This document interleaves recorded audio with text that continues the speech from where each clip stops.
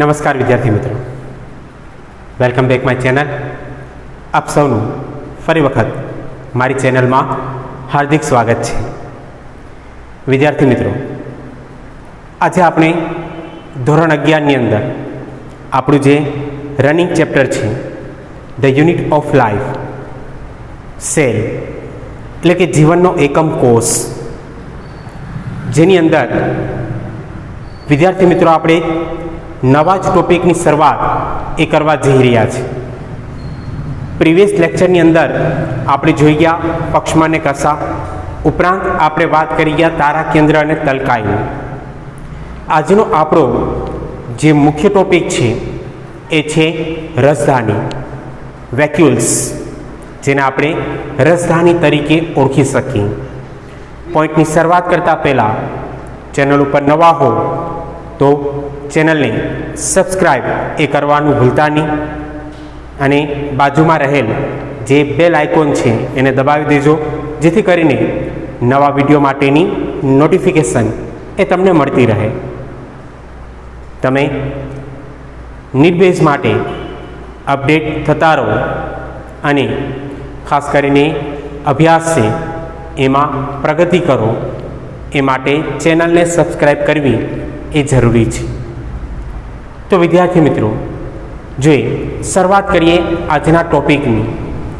આજનો ટોપિક છે રસધાનીના પ્રકાર અને એના કાર્યો. જોઈએ પોઈન્ટની શરૂઆત એ આપણે કરીએ. રસધાની ના પ્રકાર અને તેના કાર્યો. રસધાનીના પ્રકાર અને તેના કાર્યો. વિદ્યાર્થી મિત્રો, આજે આપણે વાત કરશું વેક્યુલ્સ ના ટાઈપ્સ અને એના ફંક્શનની, એટલે કે એના કાર્યની. પોઈન્ટ એકદમ સહેલો છે પણ નીટ બેઝ માટે અગત્યનો છે, એટલે ખાસ ધ્યાન રાખજો અને છેક સુધી વિડીયો એ જોતા રહેજો, કારણ કે એનસીઆરટીની બુક કરતાં અહીંયા તમને કંઈક નવી જ બાબત એ પ્રાપ્ત થશે. તો જોઈએ વિદ્યાર્થી મિત્રો, રસધાની શબ્દ એ વેક્યુસમાંથી આવેલો છે. સૌથી પહેલો પોઈન્ટ અહીંયા દર્શાવું છું કે જે રસધાની શબ્દ છે એ ખાસ કરીને વેક્યુસ માંથી ઉતરી આવ્યું છે. વેક્યુલ્સ માંથી ઉતરી આવેલો છે, જેનો અર્થ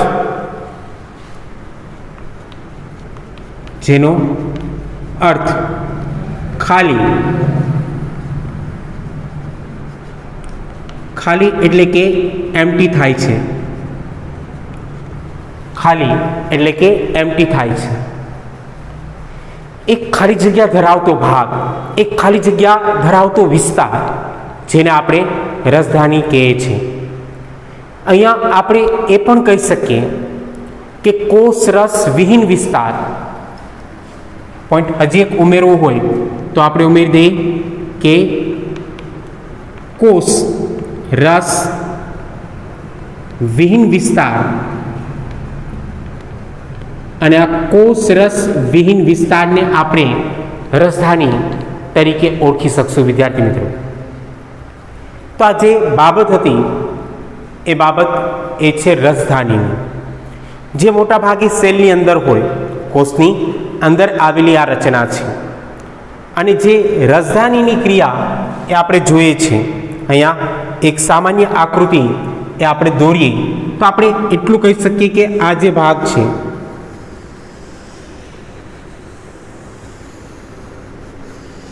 આવી રીતના એક અંદરની તરફ રચના એ જોવા મળે, અને આ રચના જેને આપણે રસધાની કહીએ.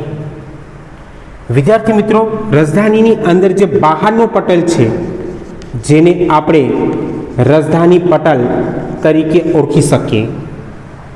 અહીંયા બીજો પોઈન્ટ એ જ આવશે કે ખાસ કરીને જોવા જઈએ તો રસધાનીના બહારના પટલને રસધાની પટલ અથવા અંગ્રેજીમાં કેવું હોય વિદ્યાર્થી મિત્રો તો એને ટોનોપ્લાસ્ટ તરીકે આપણે ઓળખી શકશું. આ શબ્દ ધ્યાન રાખજો. નીટ બેઝ માટે અગત્યનો આ એક પોઈન્ટ છે કે રસધાની પટલ, જે રસધાની પટલનો ભાગ છે એ રસધાની પટલને ટોનોપ્લાસ્ટ તરીકે આપણે ઓળખી શકીએ કે જે બહારની તરફ આવેલ એક પટલ છે જેને આપણે રસધાની પટલ તરીકે ઓળખી શકશું. વિદ્યાર્થી મિત્રો, ખાસ કરીને આપણે એ બાબત પણ જાણીએ છીએ કે મોટા ભાગે રસધાની એ વનસ્પતિ કોષમાં હોય, એટલે કે પ્લાન્ટ સેલની અંદર હોય, પણ અમુક અંશે એ પ્રાણી કોષમાં પણ જોવા મળે છે. રસધાની વેક્યુલ્સ એ એનિમલ સેલની અંદર પણ જોવા મળતી રચના છે, પણ અમુક જ એવા પ્રાણીઓ છે કે જેમાં વેક્યુલ્સની ક્રિયા એ જોવા મળે. બધા જ પ્રાણીની અંદર વેક્યુલ્સની ક્રિયા હોય એવું જરૂરી નથી. તો વિદ્યાર્થી મિત્રો, અહીંયા સૌથી મહત્વની બાબત એ છે કે મોટાભાગે રસધાની એ વનસ્પતિ કોષમાં હોય અને એવું કહેવાય છે કે વનસ્પતિ કોષની અંદર 90% જે અંદરનો વિસ્તાર છે એ 90% ભાગ કોઈ રોકતું હશે તો એ રસધાનીનો ભાગ હશે. એટલે અહીંયા ત્રીજો પોઈન્ટ એ આપણે દર્શાવીએ કે વનસ્પતિ કોષમાં રસધાની એ 90% ભાગ એ રોકે છે. 90% ભાગ એ એના દ્વારા રોકાયેલો છે. કયા કોષમાં? વિદ્યાર્થી મિત્રો, ખાસ ધ્યાન રાખજો કે કયા કોષમાં, તો કે વનસ્પતિ કોષની અંદર ખાસ કરીને રસધાની એ 90% ભાગ એ રચે છે અથવા એ રોકે છે. તો આ એક પોઈન્ટ અગત્યનો હતો. ઉપરાંત ખાસ કરીને આપણે એ બાબત દર્શાવી શકશું અહીંયા કે રસધાનીની અંદર આવી રીતના રસ એ આવેલ હોય. રસધાનીની અંદર આવી રીતના રસ એ આવેલ હોય, એટલે કે દ્રવ્ય ધરાવતી રચના એ એની અંદર જોવા મળે. અને આ દ્રવ્ય ધરાવતી રચના જેને વિદ્યાર્થી મિત્રો આપણે કયા તરીકે ઓળખી શકશું તો કે ધાની રસ, જેને ધાની રસ તરીકે ઓળખવામાં આવે છે. તો અહીંયા એ પોઈન્ટ પણ આપણે દર્શાવી દઈશું કે રસધાનીમાં આવેલ દ્રવ્યોને ધાની રસ તરીકે ઓળખવામાં આવે છે. ધાની રસ તરીકે ઓળખવામાં આવે છે. વિદ્યાર્થી મિત્રો, એવું કહેવાય છે કે ખાસ કરીને ધાની રસની સાંદ્રતા એ કોષ રસની સાંદ્રતા કરતાં વધુ હોય. આ પણ એક પોઈન્ટ ધ્યાન રાખજો કે ધાની રસની સાંદ્રતા એ કોષ રસની સાંદ્રતા કરતાં વધુ. અહીંયા આ અંદરની તરફ જે ધાની રસ હશે એમાં કોષ રસ નહીં હોય. આ પેલો પોઈન્ટ તમારો એટલો ક્લિયર હોવો જોઈએ, એટલે જ આપણે અહીંયા દર્શાવેલું છે કે કોષ રસ વિહીન વિસ્તારને, કોષ રસ વિહીન વિસ્તારને આપણે રસધાની કહેશું. એટલે ધાની રસ અને કોષ રસ એક સરખી રચના નથી. એટલે કીધું કે ધાની રસની સાંદ્રતા એ કોષ રસની સાંદ્રતા કરતાં અમુક અંશે વધુ એ જોવા મળે છે. તો વિદ્યાર્થી મિત્રો, આ જે પોઈન્ટ આપણે ક્લિયર કરી ગયા, એક બેઝિક રચના હતી કેની, તો કે રસધાની. એવી જ રીતના આપણે અલગ અલગ કોષની વાત કરીએ અને એને લઈને જો પોઈન્ટની શરૂઆત કરીએ તો આપણે કહી શકીએ કે ખાસ કરીને પ્રાણી કોષમાં જોઈએ,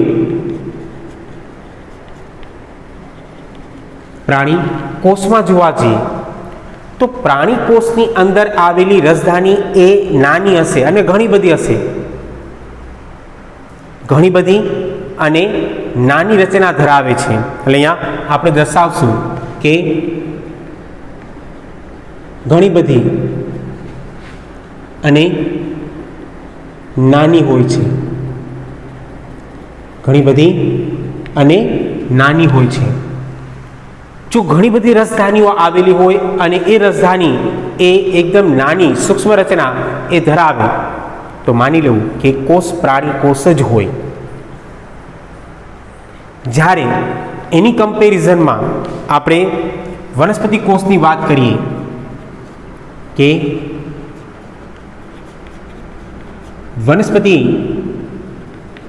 કોષમાં જોવા જઈએ તો વિદ્યાર્થી મિત્રો વનસ્પતિ કોષમાં રસધાની એક જ હોય અને ખૂબ જ મોટી રસધાની એમાં જોવા મળતી હોય છે.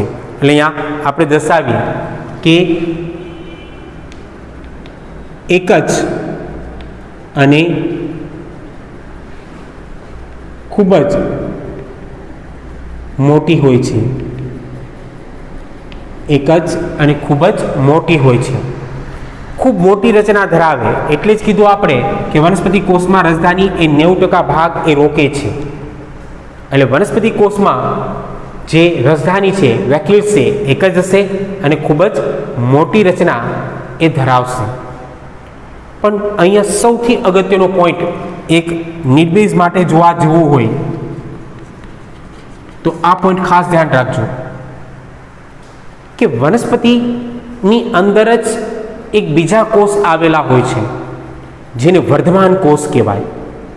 અને વિદ્યાર્થી મિત્રો આ પોઈન્ટ ખાસ ધ્યાન રાખજો કે જે વર્ધમાન કોષ હશે અને વર્ધમાન કોષનું કામ છે કોષ વિભાજન કરવું, સતત કોષોની સંખ્યામાં વધારો એ કરવો.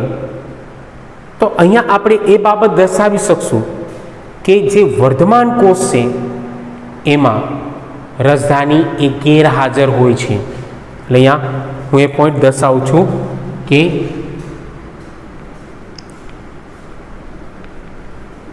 વર્ધમાન કોષમાં રસધાની એ ગેરહાજર હોય છે. વર્ધમાન કોષમાં રસધાની એ ગેરહાજર હશે એટલે કે એમાં એ જોવા નહીં મળે વિદ્યાર્થી મિત્રો. અને ફોર એક્ઝામ્પલ અહીંયા કેવું હોય તો તમે કહી શકો કે ખાસ કરીને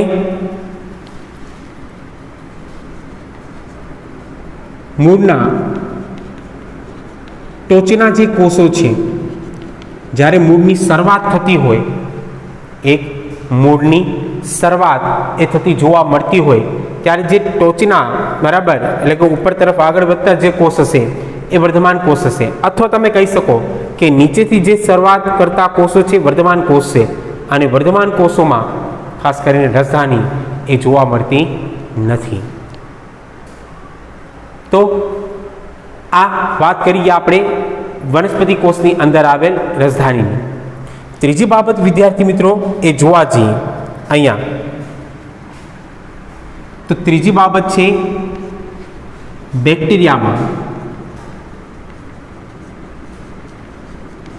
બેક્ટેરિયામાં અને એવું કહી શકીએ કે બેક્ટેરિયામાં ઉપરાંત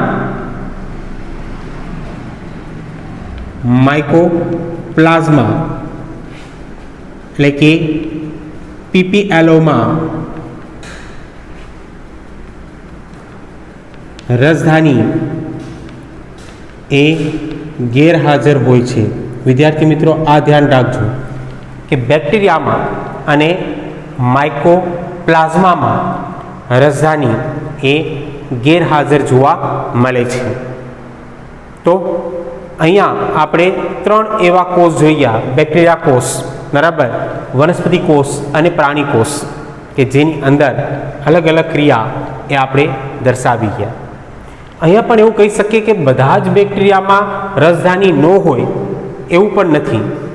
અમુક એવા બેક્ટેરિયા છે કે જેમાં રસધાની હાજર છે, રસધાની એ જોવા મળે છે. તો અહીં સુધીનો પોઈન્ટ એ તમારો ક્લિયર હશે. હવે વિદ્યાર્થી મિત્રો આપણે આગળ વધીએ અને જોઈએ કે વનસ્પતિમાં ફક્ત આ જે ભાગ છે ને રસધાની તરીકે જ ઉલ્લેખાય છે. અહીંયા દર્શાવું છું કે વનસ્પતિમાં તેને રસધાની તરીકે ઉલ્લેખાય છે, એટલે કે વનસ્પતિ કોષમાં એને રસધાની તરીકે જ ઓળખવામાં આવશે. જે શેપ ધરાવે છે, વિદ્યાર્થી મિત્રો આ ધ્યાન રાખજો કે જે શેપ ધરાવે છે, શેપ મીન્સ વચ્ચેનો કેન્દ્રસ્થ ભાગ, ખાલી જગ્યાનો ભાગ, આ ભાગ, આને જે અંદરનો ભાગ છે, આ અંદરનો જે ભાગ દેખાય છે એને તમે સેલ શેપ તરીકે ઓળખી શકો કે એ શેપનો ભાગ છે. મધ્યસ્થ ભાગ, કેન્દ્રસ્થ ભાગ અથવા ખાલી જગ્યા ધરાવતો ભાગ એ શેપ ધરાવે છે, એટલે કે એ કેટલાક પદાર્થનો સંગ્રહ કરે છે. અહીંયા આપણે દર્શાવીએ તે કેટલાક પદાર્થ એ ધરાવે છે, કેટલાક પદાર્થ એ ધરાવે છે, જેવા કે પદાર્થોની વાત કરીએ તો શેપની અંદર કેટલાક પદાર્થ આવેલા હોય છે. અને પદાર્થ તરીકે શું હશે તો કે વિદ્યાર્થી મિત્રો પદાર્થ તરીકે એક તો પાણી હશે, ઉપરાંત બીજી બાબત જોવા જઈએ તો ખનિજો હશે, ઉપરાંત ત્રીજી બાબત જોવા જઈએ તો સોલ્ટ હશે, ઉપરાંત આગળ વધીએ અને દર્શાવીએ તો શર્કરા હશે, અને ઉપરાંત એમિનો એસિડ જેવા દ્રવ્ય એ આવેલા છે. આ શેપની અંદર જે ધાની રસ છે એ ધાની રસમાં તમામ દ્રવ્યો એ જોવા મળતા હશે. પાણી હશે, ખનિજો હશે, સોલ્ટ હશે, શર્કરા હશે અને એમિનો એસિડ જેવા દ્રવ્યો, પદાર્થો એ એની અંદર આવેલા જોવા મળતા હોય છે. વિદ્યાર્થી મિત્રો તો આ એક રચના હતી રસધાનીની, જે આપણે જોઈ ગયા કે આ રચના છે રસધાનીની. હવે વિદ્યાર્થી મિત્રો આપણે એનું કાર્ય જોઈશું.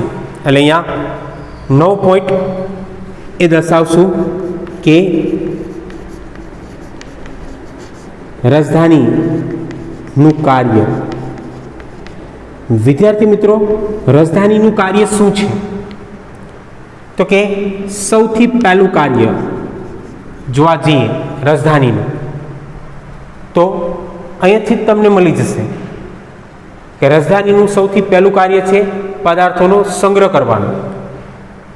એટલે અહીંયા આપણે પોઈન્ટ દર્શાવશું કે પદાર્થોનો સંગ્રહ કરવાનું કાર્ય એ રસધાની દર્શાવે છે. આ સૌથી પહેલું કાર્ય જે આને લઈને જ છે કે આ પદાર્થો એ જોવા મળે છે, પાણી છે, ખનિજો છે, સોલ્ટ છે, શર્કરા છે, એમિનો એસિડ છે, આવા પદાર્થોનો એ સંગ્રહ કરે છે. ત્યારબાદ એનું બીજું કાર્ય એ જોવા જઈએ તો એનું બીજું કાર્ય શું છે તો કે એનું બીજું કાર્ય છે આસુંતા દબાણ જાળવવાનું.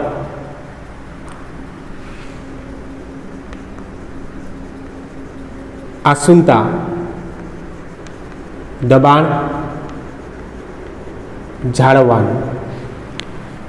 હા વિદ્યાર્થી મિત્રો આસુંતા એટલે શું તો કે કોષ જે ફૂલેલો છે, એકદમ ટટાર છે, કોષ જે ફૂલેલો છે એ એની જે ફૂલેલી સ્થિતિ છે એ સ્થિતિને આસુંતા કહેવાય. અને કોષ એ સતત ફૂલેલો જ રહે છે તેની પાછળનું કારણ છે રસધાની. રસધાની એકદમ ભરેલી હોય જેના કારણે કોષનું સંકોચન થઈ જતું નથી. ખ્યાલ આવે છે? અને એના કારણે કોષ એ પોતાની મૂળ સ્થિતિ એ જાળવી રાખે છે. કોષ એ એકદમ મજબૂતાઈથી ટટ્ટાર રહેલો એ જોવા મળે છે. આ સ્થિતિને વિદ્યાર્થી મિત્રો આપણે આસુંતા કહીએ. અને અહીંયા રાજધાનીનું કામ એ જ છે કે આસુંતા દબાણ એ જાળવી રાખે છે. ઉપરાંત એને જ અનુસરીને જો ત્રીજો પોઈન્ટ એ અહીંયા જોવા જઈએ તો આપણે દર્શાવશું કે કોષોના આકાર અને વિસ્તારને જાળવવાનું કાર્ય એ પણ રાજધાની એ કરશે. કોષના આકાર અને વિસ્તારને જાળવી રાખવાનું કાર્ય એ પણ રાજધાની જ કરશે. એટલે અહીંયા 3 કાર્ય છે. એક તો પદાર્થનો સંગ્રહ કરવાનું, બીજું આસુંતા દબાણ જાળવી રાખવાનું, અને ત્રીજું કોષનો જે આકાર છે, કોષની જે મૂળ સ્થિતિ છે અને કોષ કેટલા પ્રમાણમાં વિસ્તરેલો હોવો જોઈએ, આ 2 બાબતને જાળવી રાખવાનું કાર્ય એ વિદ્યાર્થી મિત્રો વેક્યુલ્સ કરશે, એટલે કે રાજધાની એ કરશે. હવે વિદ્યાર્થી મિત્રો આગળ વધીએ તો વાત કરશું આપણે એના પ્રકારની અને જોઈએ.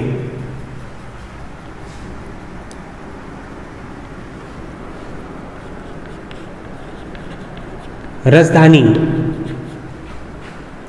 ના પ્રકારો. રાજધાની ના પ્રકારો એના કેટલાક પ્રકાર એ જોવા મળતા હોય છે. અને એમાં સૌથી પહેલો પ્રકાર છે અનધાની. સૌથી પહેલો પ્રકાર છે અનધાની. અનધાની બારોબારથી પોઈન્ટ ક્લિયર થઈ જાય કે એવી ધાની કે જે અન્નનો સંગ્રહ કરે. એટલે અહીંયા પહેલો પોઈન્ટ એ કમ્પ્લીટ થઈ જાય કે ખોરાકનો સંગ્રહ કરે છે.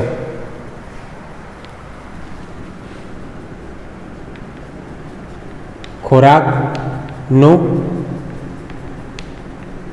સંગ્રહ કરે છે.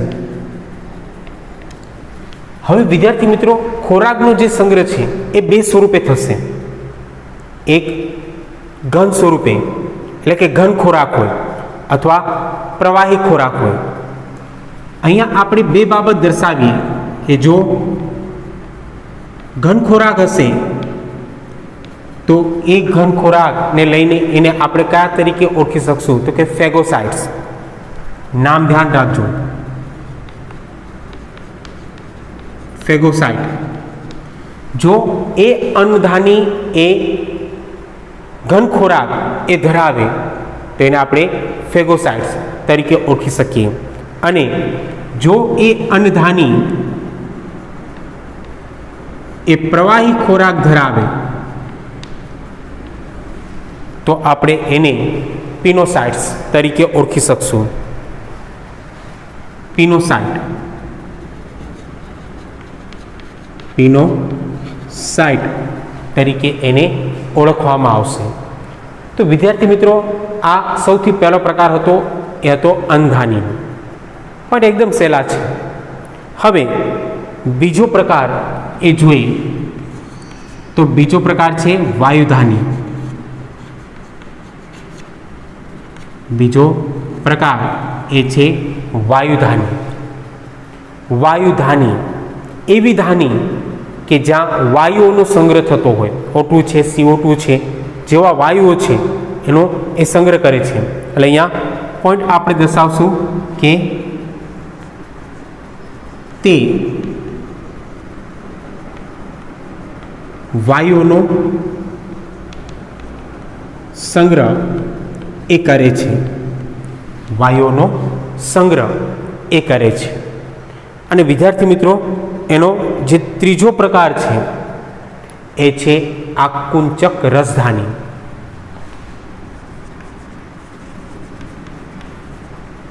આકુંચક રસધાની. કુલ અહીંયા રસધાનીના 3 પ્રકાર છે: અંધાની, વાયુધાની અને આકુંચક રસધાની. હવે વિદ્યાર્થી મિત્રો, આકુંચક રસધાની છે એ જે મીઠા જળના પ્રજીવો છે એમાં જોવા મળે છે. એટલે અહીંયા પોઈન્ટ આપણે દર્શાવશું કે મીઠા જળના પ્રજીવોમાં જોવા મળે છે આ આકુંચક રસધાની. અને મીઠા જળના પ્રજીવોમાં આપણે ફોર એક્ઝામ્પલ લેવું હોય તો આપણે લઈ શકીએ કે ખાસ કરીને પ્રજીવ છે એટલે કે અમીબા છે, પેરામિશિયમ છે, આ બધા પ્રજીવો છે અને મીઠા જળના છે, જેમાં ખાસ કરીને આકુંચક રસધાની એ જોવા મળતી હોય છે વિદ્યાર્થી મિત્રો. અને આ જે આકુંચક રસધાની છે એનું કાર્ય શું? તો કે એનું કાર્ય છે શરીરની અંદર સાંદ્રતાને જાળવી રાખવાનું, એટલે કે આશ્રુતિ નિયમન. આઈ રિપીટ કે શરીરની અંદર જે સાંદ્રતા છે એને જાળવી રાખવાનું, જેને તમે આશ્રુતિ નિયમન કહી શકો. અને બીજું કાર્ય છે ઉત્સર્જનનું, એટલે કે જે નકામા પદાર્થો છે એનો બહાર નિકાલ કરવાનો. એટલે અહીંયા આપણે કહી શકીએ કે આકુંચક રસધાનીનું કાર્ય શું? તો કે તેનું કાર્ય એ છે આશ્રુતિ નિયમન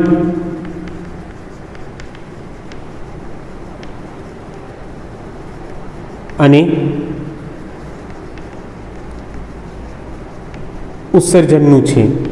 ઉત્સર્જન એટલે નકામા પદાર્થોનો બહાર નિકાલ કરવાનો. તો વિદ્યાર્થી મિત્રો, આજે આપણે વેક્યુલ્સના જે ટાઈપ્સ છે, મીન્સ પ્રકાર અને ફંક્શન છે એટલે કે કાર્ય એ જોઈ ગયા.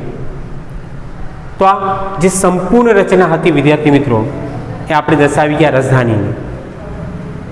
પોઈન્ટ એકદમ સહેલો છે પણ નીટ બેઝ માટે અગત્યનો છે, એટલે ખાસ ધ્યાન રાખજો. જો આ પોઈન્ટ એ તમને ગમ્યો હોય તો વિડીયોને લાઈક કરજો અને વધારેમાં વધારે શેર કરો વિદ્યાર્થી મિત્રો, જેથી કરીને જે જરૂરિયાતના બાળકો છે એને આવા વિડીયો પ્રાપ્ય થાય.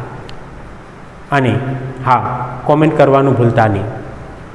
તો આજનો લેક્ચર એ આપણે અહીંયા સુધી જ રાખશું. ફરી મળશું. Thank you. ધન્યવાદ.